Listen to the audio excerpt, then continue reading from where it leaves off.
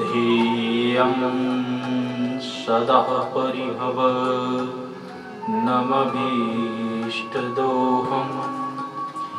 तीर्थास्पदं शिविविरञ्जनुतं शरण्यं भृत्यार्तिहं प्रणतपालभवाग्निपूतं वन्दे महापुरुषते चरणारविन्दम् त्यक्त्वा सुदुस्त्यजसुरेप्सितराजलक्ष्मीं धर्मिष्ठ आर्यवचसा यतिकादिरण्यं मायामृगं दयैप्सितन्वधाव वन्दे महापुरुषते चरणारविन्दं वंशी विभूषितकरान्नवनीरदाभात् पीताम्बरः गरुडबिम्बफलाधरोष्ठा पूर्णेन्दुसुन्दरमुखादरविन्दनेत्रात् कृष्णात् परं किमपि तत्त्वमहं न जाने नारायणं नमस्कृत्य नरं चैव नरोत्तमं देवीं सरस्वतीं व्यासं ततो जयमुदीरयेत् सीतानाथसमारम्भः श्रीरामानन्दार्यमध्यमाम्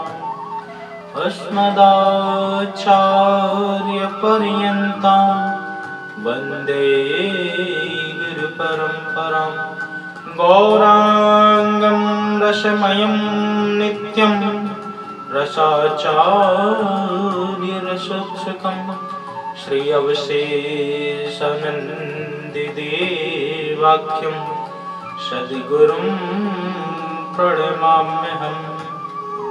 जय जय श्री राधारमण जय जय नवल किशोर जय गोपी चित चोर प्रभु जय जय माखन चोर अपने अपने घर की सबका कहूँ पीर उन्हें पीर सब घर की सुधन्य धन्य रघुवीर आइए हनुमंत विराजिए कथा कहूँ मति अनुसार प्रेम भरी गादी धरूं सुविराजिए पवन कुमार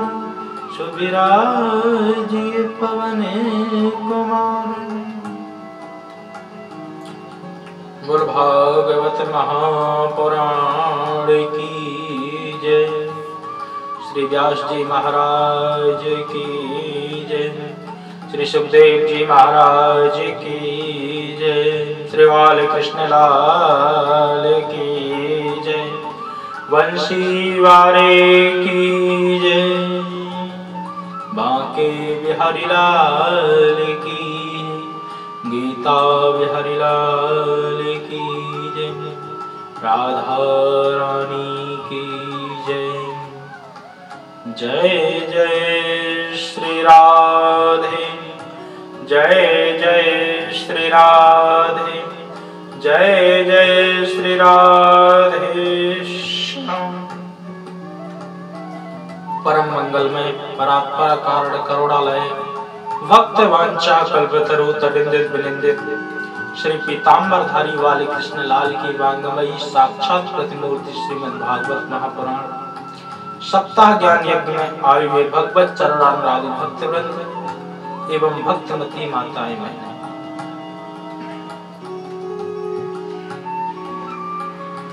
तो कल आप सबने श्रवण किया कि 5 वर्ष की अल्प आयु में कैसे श्री ध्रुव जी महाराज ने परमात्मा को प्राप्त कर लिया और परमात्मा को प्राप्त करके आज भी ध्रुव लोक में बैठ करके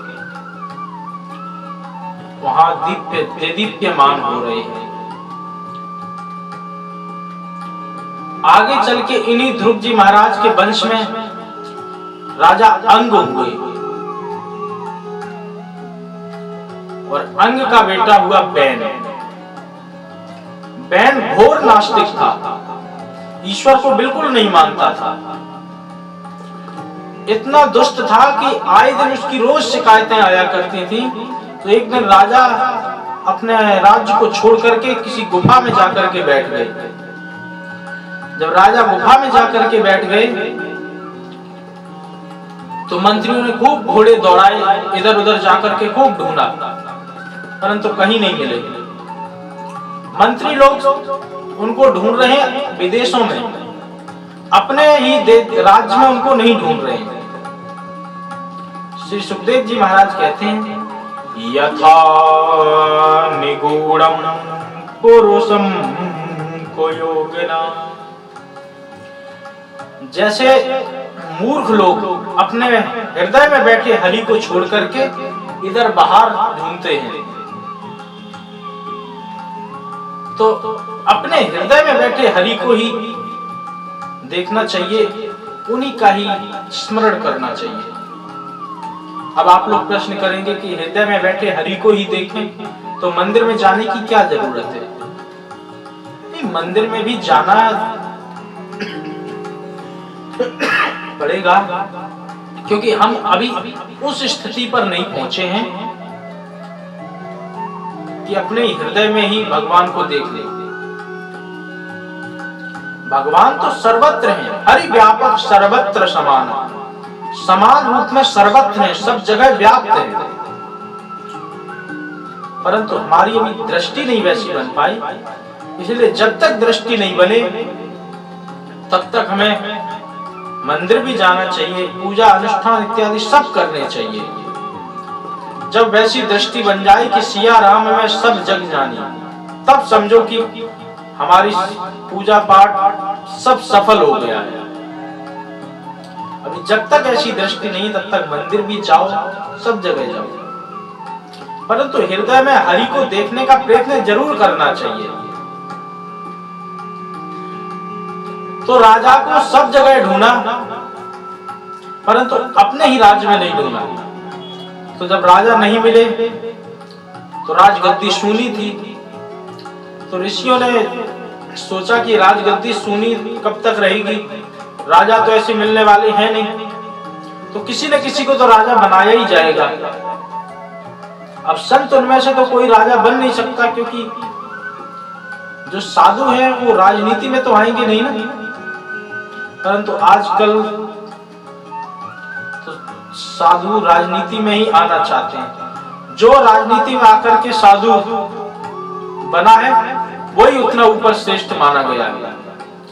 परंतु पहले ऐसा माना जाता था कि साधु की स्थिति अलग है, वो अपना अलग भजन पूजन साधन सब करेंगे, और राजनीति अलग है। केवल राजनीति को गाइड तो कर सकते हैं, उनको मार्गदर्शन तो साधु देते हैं, परंतु राजा बनकर के स्वयं नहीं बैठते। तो जब महात्माओं ने विचार किया कि अब किसको राजा बनाया जाए, तो किसी ने कहा कि इनका पुत्र जो बैन है उसी को ही राजा बना दें। तो महात्मा कहने लगे वो तो घोर नास्तिक है, इतना दुष्ट है कि उसी की वजह से बाप को भागना पड़ा। अगर जब वो राजा बन जाएगा तब तो और भी ज्यादा उद्दंडता करेगा। किसी ने कहा कि अभी बालक है, बच्चा है, धीरे धीरे जैसे बड़ा होगा जिम्मेदारी जैसी समझेगा, तो जिम्मेदारी को समझ करके आगे चल के ठीक हो जाएगा। तो सभी लोगों ने मिलकर के बैन को ही राजा बना दिया। बैन के राजा बनते ही बैन ने एक नियम पारित किया कि हमारा राज्य धर्मनिरपेक्ष होगा। तो लोगों ने पूछा, महाराज आपके धर्मनिरपेक्षता की परिभाषा क्या है? तो कहता है बैन कि ना अष्टव्यम न दातव्यम न होतव्यम ध्वजा क्वचित् इति निन्यवाद्य धर्मं बैरी घोषेण सर्वसा। मेरे राज्य में न यज्ञ होंगे, न दान होगा, न अनुष्ठान इत्यादि कुछ भी नहीं होंगे, साधु संतों के भंडारे भी नहीं होंगे। जब महात्माओं ने ये सुना तो उनका माथा घूम गया। आकर के सबने समझाया, देखो राजन आप ऐसा नहीं करें, क्योंकि जिस स्थान पर यज्ञ होते हैं, जिस राष्ट्र में यज्ञ होते हैं, उस राष्ट्र में संपत्ति अधिक होती है और धर्म का भी प्रचार खूब होता है। आप राजनीतिज्ञ हैं, आप राजनीति को संभालें, ये हमारे धर्म नीति में आप अपना नियम क्यों लगा रहे हैं? जब ये समझाया तो उल्टा महात्मा पर ये भड़क पड़ा। को यज्ञ पुरुषो नाम यत्र वो भक्ति निर्देशी। कौन है यज्ञ पुरुष जिस पर तुम सब इतनी निष्ठा करते हो? अरे राजा के ही रोम रोम में सारे देवताओं का वास होता है। बाल सावत यूयम्बा अधर्मे धर्म मानना, ये वृत्तदिम पतिम हत्वा जारम पतिम उपास्यते। तुम सब ना समझो, जितने भी देवी देवता कहे गए ये सब राजा के अंदर ही विराजमान होते हैं। यहाँ मैं तुम्हें साक्षात बैठा हुआ दिखाई नहीं दे रहा हूँ, और जो दिखाई नहीं दे रहा उसके लिए तुम यज्ञ और अनुष्ठान इत्यादि कर रहे हो। जब महात्माओं ने ये सुना तो उनका गुस्सा और भड़क गया कि मूर्ख लोगों को हर कोई नहीं समझा सकता। एक नवयुवक था, नवयुवक कहने लगा एक महाराज से, बाबा जी आप लोगों को बड़ा ही धर्म के नाम पर ठगते हो, तो आपने कभी भगवान को देखा है? मुझे बताओ भगवान कैसा होता है, कहाँ रहता है? अगर प्रमाण नहीं दिया तो मैं तुम्हारे भगवान को नहीं मानता, अगर प्रमाण दे दिया तो आज से मैं भी माला जपने लगूंगा, मैं भी जान लूंगा। तो पहले महात्मा उनको समझाए कि देखो बालक, हर चीज पकड़ के दिखाने वाली नहीं होती है। हमने जो अपने अनुभव से ज्ञान किया है, जो अपने अनुभव में देखा है, वो हम तुमको कैसे बता सकते हैं? तुम्हें तो प्रत्यक्ष प्रमाण चाहिए, परंतु प्रमाण भी कई प्रकार के होते हैं। एक प्रत्यक्ष प्रमाण होता है, एक अनुमान प्रमाण होता है, एक उपमान प्रमाण होता है, एक अर्थापत्ति प्रमाण होता है, एक अनुपलब्धि प्रमाण होता है। ये 6 प्रकार के प्रमाण होते हैं।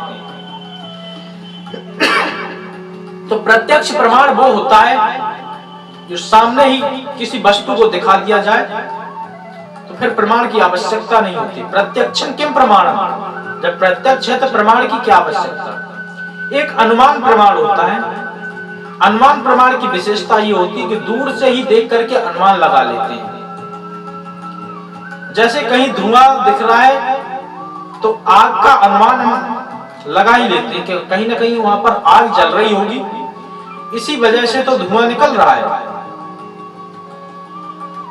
तो महात्मा जी समझाने लगे, देखो बेटा, हमने जो अपने अनुभव से प्राप्त किया है वो हम तुम्हें कैसे दिखा सकते हैं, लेकिन परमात्मा होते हैं, भगवान होते हैं।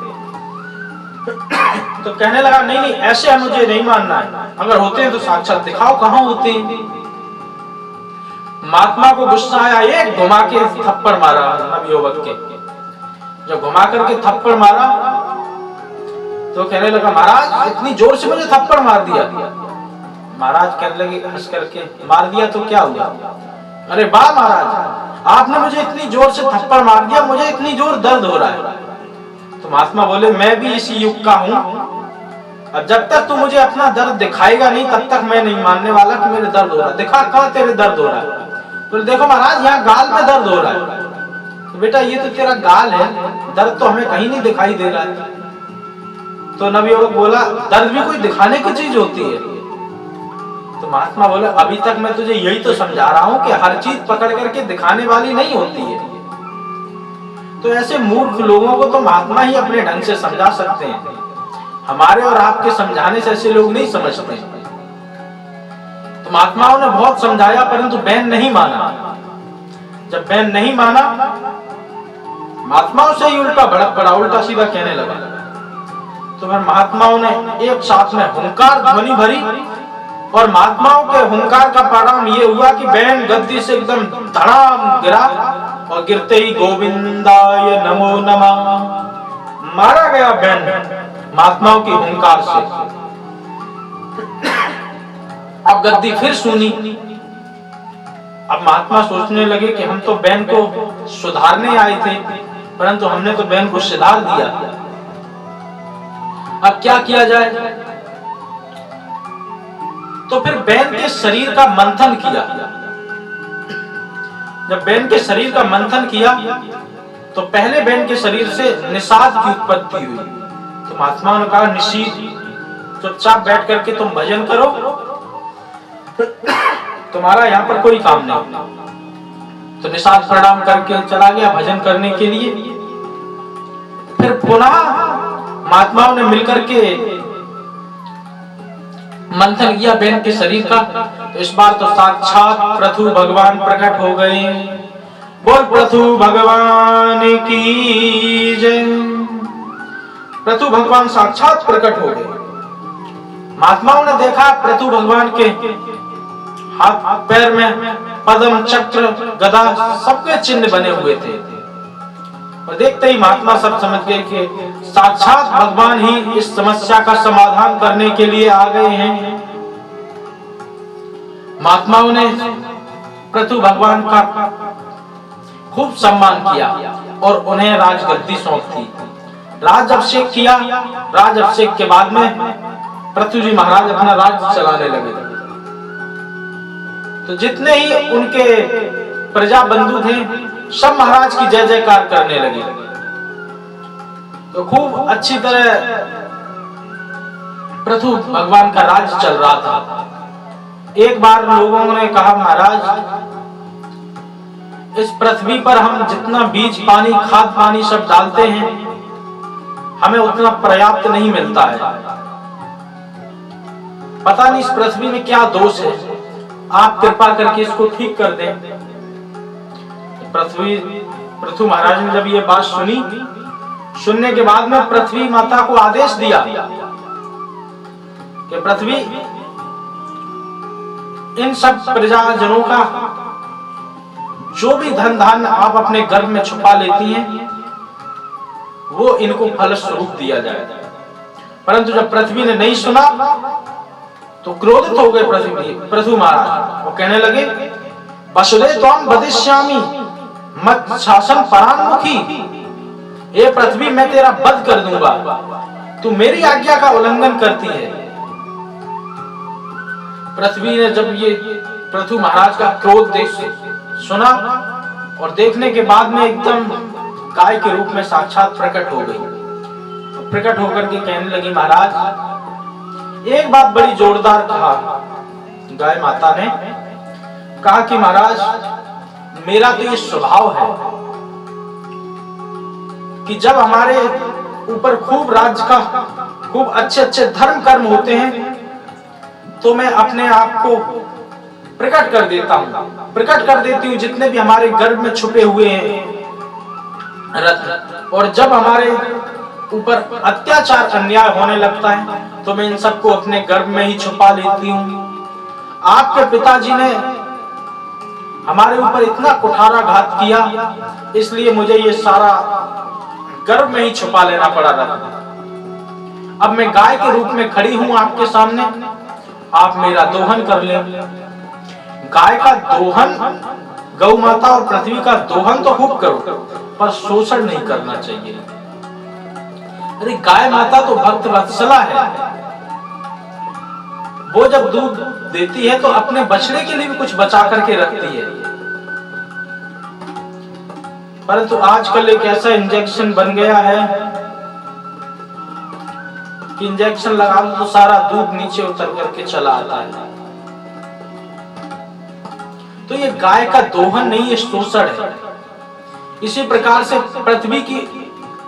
पृथ्वी में खाद पानी इस तरीके के डाल करके अधिक उत्पादन के लिए डालते हैं, परंतु ये भी पृथ्वी का दोहन नहीं, ये शोषण है, क्योंकि उसकी उर्वरा शक्ति धीरे धीरे नष्ट होती जाती है। और जो हम खाद पानी पृथ्वी में डाल रहे हैं तो वो उसके बीज में जाता है, बीज के माध्यम से फल में भी तो वही जाता होगा। तो उसका परिणाम ये हो रहा कि हम भी जो भी उसकी उर्वरा शक्ति खेत की नष्ट होती है, उसी प्रकार हमारे शरीर की भी धीरे धीरे शक्ति नष्ट होने लगती है। इसलिए गौ माता का दोहन तो खूब करें, पर शोषण नहीं करना चाहिए। इसी प्रकार पृथ्वी के साथ भी हमें ऐसा ही करना चाहिए। तो पृथु महाराज सारी समस्या समझ गए, और समझने के बाद में पृथ्वी का खूब दोहन किया, और पृथ्वी भी नए नए आभूषण, अपने रत्न अपने गर्भ से प्रकट करने लगे। पृथु महाराज ने ही पृथ्वी का पालन किया।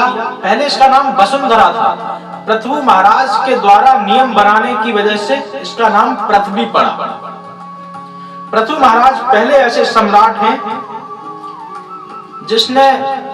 जिन्होंने इस पृथ्वी पर नगर ग्रामों की व्यवस्था की, इसीलिए इसका नाम पृथ्वी पड़ गया। अब पृथु जी महाराज का राज खूब अच्छी तरह चल रहा था, चारों ओर खुशहाली लहरा रही थी, और रोज यज्ञ अनुष्ठान इत्यादि खूब हो रहे थे। 99 यज्ञ कर लिए, 100वां यज्ञ चल रहा था कि इंद्र की धड़कन तेज हो गई। इंद्र सोचने लगे कहीं ये 100वां यज्ञ भी पूरा हो गया, तब तो हमें अपनी राजगद्दी इन्हें सौंपना ही पड़ेगा। जैसे यदि विपक्ष वाला प्रधानमंत्री या मुख्यमंत्री की दावेदार बन जाता है, उसके बाद में अपनी सत्ता को कर देता है, तो फिर जो वर्तमान का मुख्यमंत्री है उसको उन्हें गद्दी सौंपनी पड़ती है। इसी प्रकार जो 100 यज्ञ कर लेता है उसको इंद्र का आसन सौंपना ही सौंपना पड़ता है। तो इंद्र ने घबरा करके छल किया, और छल से यज्ञ का घोड़ा चुरा लिया। जब पृथु महाराज को पता चला कि इंद्र ने घोड़ा चुरा लिया, तो बड़े क्रोधित हुए। ब्राह्मणों ने कहा, महाराज आप क्रोध मत करिए, आप मुझे कहिए, मैं एक ही मंत्र में इंद्र को घोड़े सहित बुला लूंगा और इंद्र को इसी हवन कुंड में स्वाहा कर देता हूं। पृथु महाराज ने कहा, कर दो, ऐसा ही करो। तो ब्राह्मणों ने मंत्र ध्वनि की, और मंत्र ध्वनि करते ही इंद्र घोड़े के सहित खींचे चले आए, क्योंकि देवाधीनम जगत सर्वम मंत्राधीनम च देवता ते मंत्रा ब्राह्मणस्थीनम तस्मात् ब्राह्मण देवता। देवताओं के अधीन में सारा जगत है, और देवता मंत्रों के अधीन में है, और मंत्र ब्राह्मण के अधीन में है। इसीलिए ब्राह्मणों ने जैसे ही वेद ध्वनि की, और वेद ध्वनि होते ही इंद्र अपने घोड़े के साथ में खिंचे खिंचे चले आए, और ब्राह्मणों ने पकड़ करके जैसे इंद्र को स्वाहा करना चाहा, वैसे ही ब्रह्मा जी प्रकट हो गए। प्रकट होने के बाद में ब्राह्मणों का हाथ पकड़ लिया। अरे ब्राह्मण देव, ठहरो ठहरो ठहरो, ये क्या कर रहे हो? आप इंद्र को ही स्वाहा कर देंगे? अरे हमारा सारा नियम बिगड़ जाएगा, विधान। इंद्राय स्वाहा की जगह आज तुम इंद्र को ही स्वाहा कर दे रहे हो। पृथु महाराज को समझाया, तो ब्रह्मा जी को पृथु महाराज ने प्रणाम किया, सारी बात समझ गए, और समझने के बाद में इंद्र को माफ किया। इंद्र भी प्रणाम करके पृथु महाराज को वापस चला गया।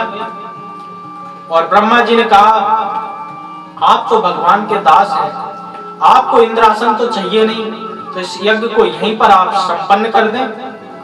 यज्ञ को जैसे ही संपन्न किया, साक्षात यज्ञ देव भगवान प्रकट हो गए, और यज्ञ देव भगवान प्रकट होकर के पृथु जी महाराज से कहने लगे, वर मांगो। तो पृथु जी महाराज कहने लगे कि महाराज वैसे तो हमें कुछ भी नहीं चाहिए, यदि आप देना ही चाहते हो तो हमें 10,000 कान दे दीजिए। तो यज्ञ नारायण ने कहा कि आप 10,000 कानों का क्या करेंगे? कहा, प्रभु आपके ही गुणानुवाद श्रवण करने के लिए मुझे 10,000 करोड़ फुट दे दो, ताकि आपकी जहां भी कथा हो रही हो वहां जाकर के मैं इसको श्रवण कर सकूं, मेरे कर्ण रंध्रों में आपकी कथा का रसपान हमेशा चलता रहे, ऐसी मुझे कृपा करें। तो भगवान ने मनोरथ पूरा किया और आशीर्वाद देकर के अंतर ध्यान हो गए। इधर ब्रह्मा जी भी चले गए।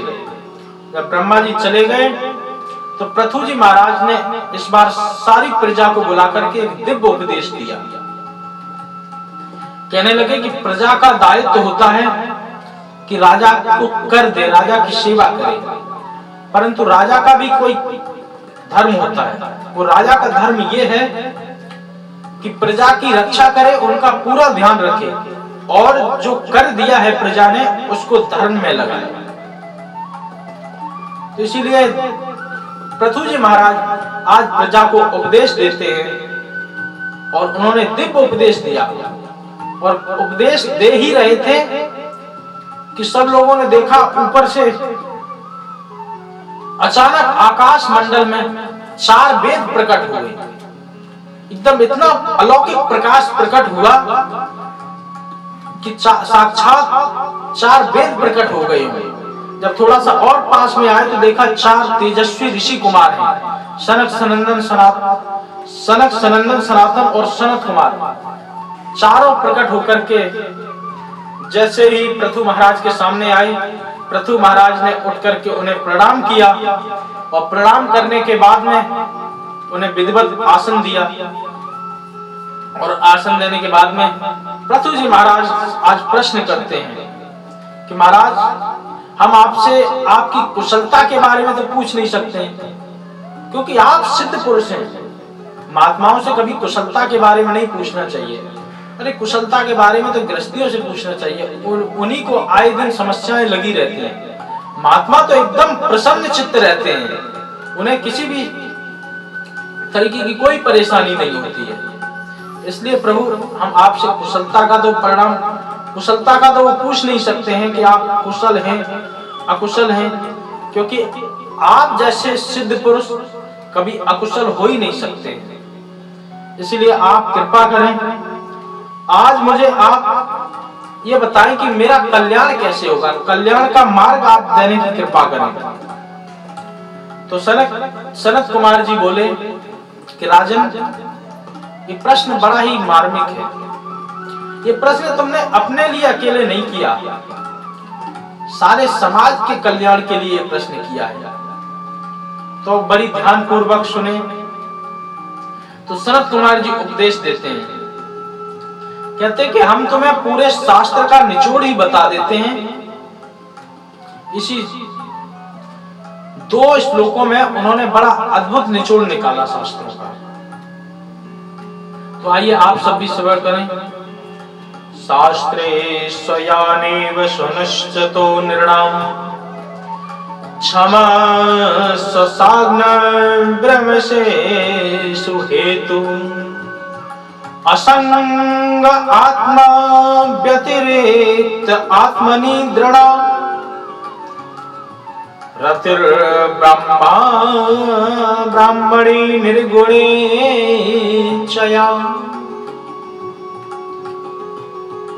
असंग व्यक्त आत्मनि दृढ़ आत्मा। भगवान कहते हैं, वो सनत कुमार जी कहते हैं कि असंग आत्मनि, अपने मन को असंग करो, एक में मन लगाओ। दृढ़ रति, एक में मन अपना लगाओ और दूसरे में मन ना लगाओ। किसमें मन लगाना चाहिए, किसमें नहीं। तो सनत कुमार जी कहते हैं कि संसार में मन नहीं लगाओ, यदि मन लगाना ही है तो उस आत्मा में लगाना चाहिए, उस आत्म तत्व में अपना मन लगाओ, उसी से ही तुम्हारा कल्याण होगा। ये बात थोड़ी सी टेढ़ी है, लेकिन इसको ध्यान पूर्वक समझेंगे तो जरूर समझ में आएगी। असंग आत्मा व्यतिरिक्तम आत्मनि दृढ़ा रति। अन्य संसार में जो हमारा मन लगा है, उधर से मन हटा करके उस परमात्मा में मन लगाना चाहिए। उस